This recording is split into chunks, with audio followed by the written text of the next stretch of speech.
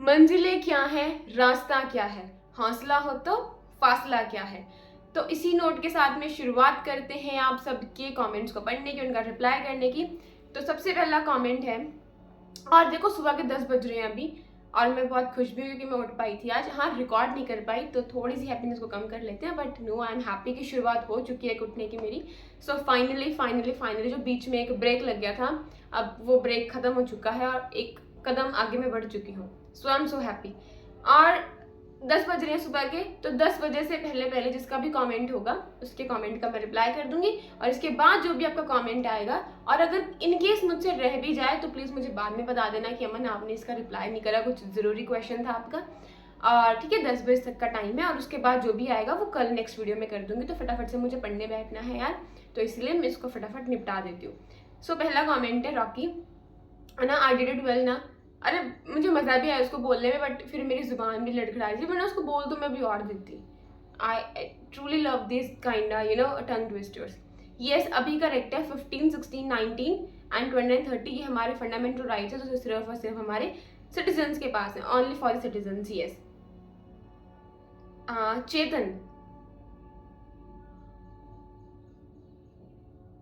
Okay. अरे कोई बात नहीं, कोई बात नहीं। अरे कोई बात नहीं, मुझे कोई इशू नहीं, कितना भी बड़ा लिखो, आई हैव नो इशू। हर एक कमेंट को ना मैं बड़े ही प्यार से पढ़ती हूँ, मतलब उसको बहुत अच्छे से पढ़ती हूँ। ये नहीं कि मैं ऊपर ऊपर से निकाल देती हूँ पढ़ के, नहीं, मैं पढ़ती हूँ, बहुत अच्छे से पढ़ती हूँ। सो ऐसा कुछ भी नहीं है।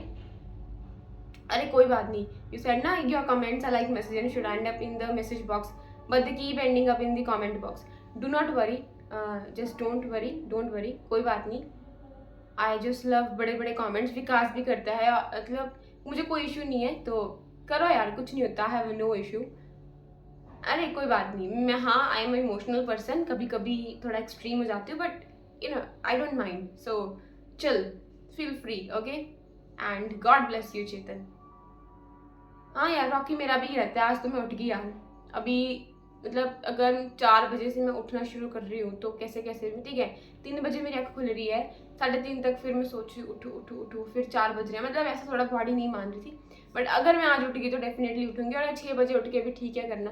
और मेरे में प्रॉब्लम ये आ जाती है यार कि मुझे ना घर में कुछ काम होता है, तो फिर उसकी वजह से रिजेक्शन भी है यार, तो फिर मुझे सुबह उठ के ना जो पढ़ने वाला टाइम होता है ना वो बहुत अच्छा रहता है, उस टाइम पे मुझे कोई डिस्टर्बेंस नहीं होती है। सुबह 3:30 से लेके ये 8:30 और 9 बजे तक का कुछ ऐसा टाइम होता है ना यार, कितनी अच्छी मेरी पढ़ाई होती है ना, तो मैं उस टाइम को मिस कर देती हूँ, तो मैं पूरा दिन फिर मेरा मुँह उतरा रहता है। सो आज थोड़ा चलो 2 घंटे तो पढ़ ही, मतलब पढ़ ही पाई हूँ, तो दैट्स अच्छा है। हाँ ये बात सही है कि या exactly utilising your time the best, definitely Rocky, definitely. I am not taking it in a wrong way Chetan. अरे बस वो होता है ना कई बार यार, कुछ शब्द नहीं होते चेतन बस बोलने के लिए, तो फिर मुझे अच्छा भी नहीं लगता यार कि कोई इतना कमेंट कर रहा है प्यार से और फिर मैं उसका सिर्फ एक लाइक करके छोड़ रही हूँ, तो फिर मुझे खुद को अजीब लगता है कि नहीं, मेरा क्या घिस जाएगा अगर मैं कुछ रिप्लाई कर दूंगी। सो क्योंकि आप लोग भी तो रिप्लाई, मतलब कमेंट करते हो, इतनी मेहनत से टाइप करते हो, मैं तो बहुत आलस हूँ टाइप करने में, लिटरली मैं बहुत आलस होती ज़्यादा टाइप करने में, तो मैं बोल के वो कर देती हूँ। बट अरे कोई बात नहीं यार, कोई बात नहीं। I am not keeping any kind of record of the comments, no, neither screenshot nor, मतलब कुछ भी नहीं, कुछ भी नहीं रख रही। असल में होता पता है क्या, मैंने आपको अभी बताया ना कि मैं कमेंट्स को बड़े ध्यान से पढ़ती हूँ।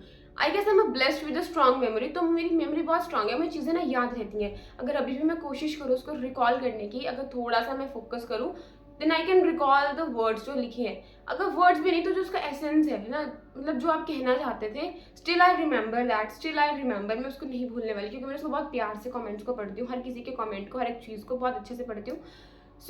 मुझे तो ये भी नहीं पता कि आपने उसको डिलीट कर दिया कि नहीं कर दिया, मैं वापस कभी चेक नहीं करती।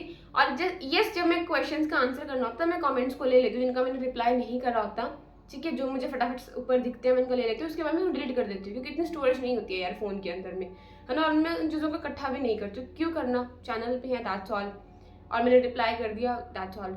मैं कुछ भी रिकॉर्ड नहीं रखती, बट मुझे पता नहीं कैसे याद रहता है यार, बहुत सारी चीज़ें हैं। आपको मैंने बताया था ना कि मतलब अभी तो थोड़ा थोड़ा मैं अपने पे ध्यान नहीं दे रही हूँ, बट मेरी ऐसी मेमोरी डेवलप हो गई थी कि एक बार मैं देख लूँ चीज़ को ध्यान से फोकस करके, तो मुझे याद आता था कि इस पेज नंबर पे, इस जगह पे, इस लोकेशन पे, इस पेन से ना मैंने वो लिखा है। सो अगर मेरा दिमाग रिलैक्स रहता है तो मैं बड़े अच्छे से रिकॉल कर पाती हूँ। अभी एक ना हमारी एनजाइटी का एक फैक्टर होता है, जो एनजाइटिक फैक्टर है वो हमारी मेमोरी पे बहुत असर डालता है एग्जाम में जाके ना, क्योंकि हम स्ट्रेस हो जाते हैं, एनजाइटी फील करनी शुरू कर देते हैं, तो वहाँ जाके मेमोरी ना डिस्टर्ब हो जाती है। तो ये तो साइकोलॉजी का मैटर है अलग से, तो ये चीज़ अलग है। ओके ओके, ये मेरे दिमाग में स्टोर है यार, कहीं पे स्टोर नहीं है। सो मेमोरी क्या है, कुछ नहीं है, इनकोडिंग है, स्टोरेज एंड रिट्रीवल है। सो जो सेकंड वाली इसकी चीज़ है ना, स्टोरेज, वो मेरे दिमाग में है। कोई बात नहीं यार, इतना भी वो मतलब don't take stress Chetan, I never mind at all, seriously never mind at all. आपको लगता है मेरे चेहरे से मैं कभी माइंड करूंगी? और जहाँ पे मुझे बुरा लगता है, जो भी मुझे लगता है, मैं वहीं पे टोक देती हूँ यार, ऐसा कुछ भी नहीं है। Literally I do not have any issue आपके कमेंट से, कुछ भी नहीं है। और chill, be happy always Chetan, be happy, ठीक है? Always be happy and God bless you always. और इतना मत सोचो यार, मुझे कुछ नहीं बुरा लगता, मैं फिर ये चीज बोलूंगी, just relax, calm down, calm down, calm down. You're an amazing personality too, Chetan. Yes. कोई बात नहीं, नो इश्यूज यार, नो इशू नहीं, कोई बात नहीं यार, I can understand, I can totally understand. बहुत सारी चीजें ऐसी होती हैं विच वी कांट शेयर। अरे कोई बात नहीं। हाँ यार, अभी मैं सीखूंगी यार। अभी मैं कितना ही दुनिया को मैंने एक्सपीरियंस करा है। मैंने सिर्फ अपनी ज़िंदगी मैक्सिमम अपने साथ में गुजारी है। दुनिया को अभी एक्सपीरियंस करने की मेरी बारी अभी आई नहीं है, होपफुली जल्दी आ जाएगी।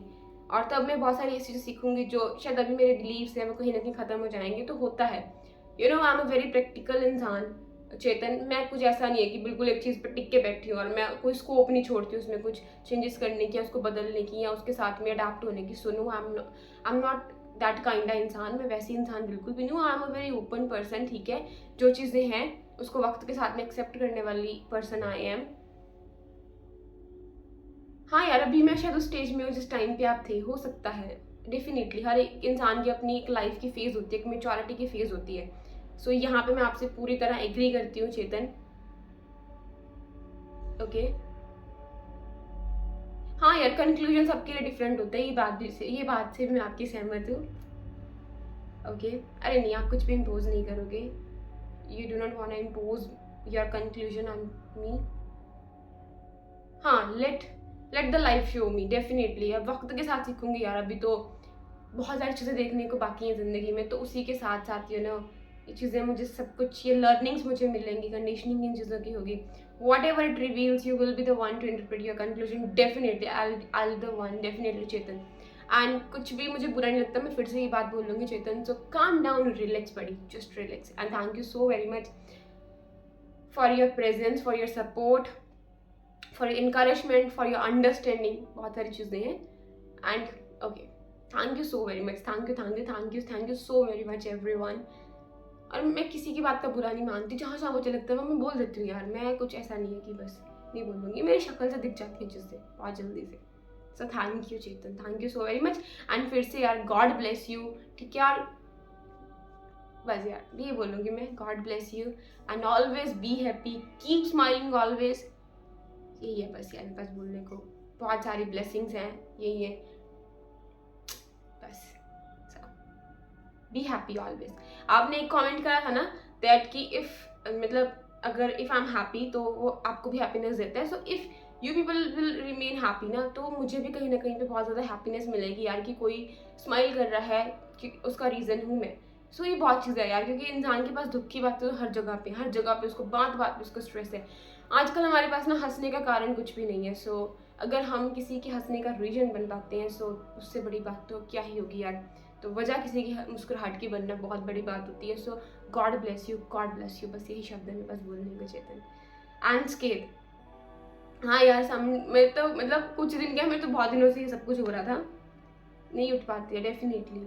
थैंक यू स्के, thank you so very much, thank you, है ना? I use to look like that, but अभी ना स्केट में थोड़ी ऐसी हो गई, तो मुझे बोलते हैं यार कि लगती भी नहीं कि पंजाबी फैमिली की है। ये इसकी हालात देखो कि खाते पीते घर की तो लगती भी नहीं है। मेरे पेरेंट्स को बोल देते हैं, खास करके मेरी मदर को, यार इसको कुछ खिला लिया करो, कुछ खाती नहीं है, कुछ खाती नहीं है, ये कुछ, इसको हवा भी नहीं लगती है, पता नहीं क्या क्या बोलते हैं। तो मैं देती हूँ स्केट, मैं ना ध्यान देती हूँ। Thank you so very much पहले तो फॉर योर ब्लेसिंग।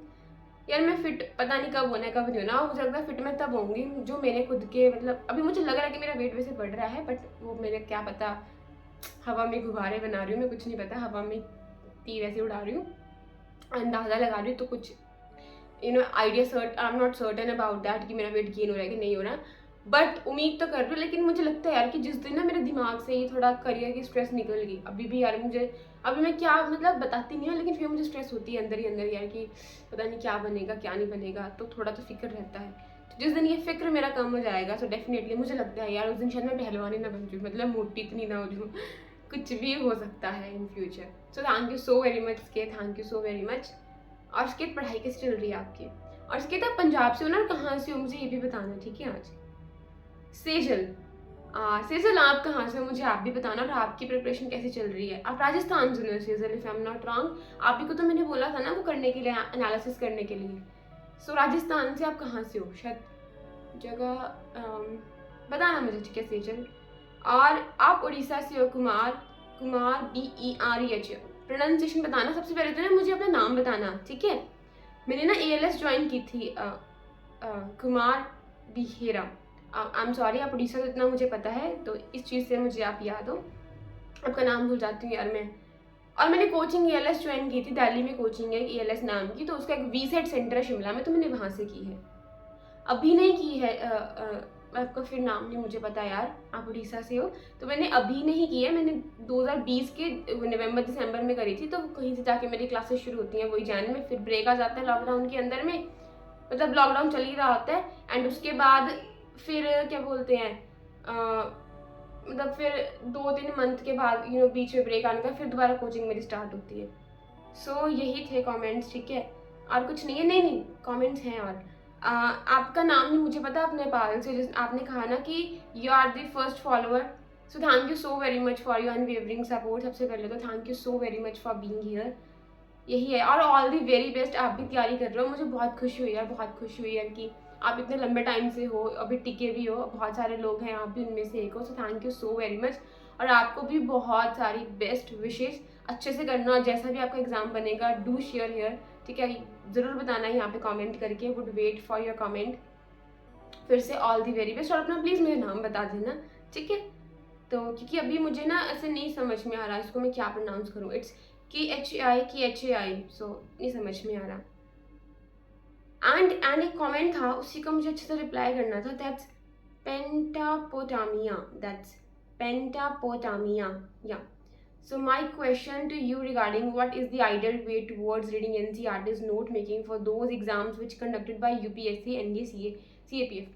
देखो यार, सबसे ज़रूरी है NCERT ना, जो मैंने अपने एक्सपीरियंस में जाना है वो है आपकी ज्योग्राफी की, क्योंकि बहुत सारे क्वेश्चंस ना डायरेक्टली भी पूछे जाते हैं। अब देखो जो NDA है, CDS, CAPF है, यहाँ पे ना जनरल साइंस बड़ी यहाँ पे पूछी जाती है, आपकी केमिस्ट्री होगी, बायोलॉजी होगी, फिजिक्स होगी, तो यहाँ पे आपके लिए साइंस की NCERT भी बेहद इंपॉर्टेंट बन जाती है। अब जहाँ पे बात आती है नोट मेकिंग की, मैं आपको समझाती हूँ, सुनो मेरी बात ध्यान से। देखो ज्योग्राफी की NCERT आपको करनी पड़ेगी, वो तो करनी ही पड़ेगी, चाहे आप UPSC CSE के एग्जाम की प्रिपरेशन कर रहे हो या फिर किसी और एग्जाम की कर रहे हो।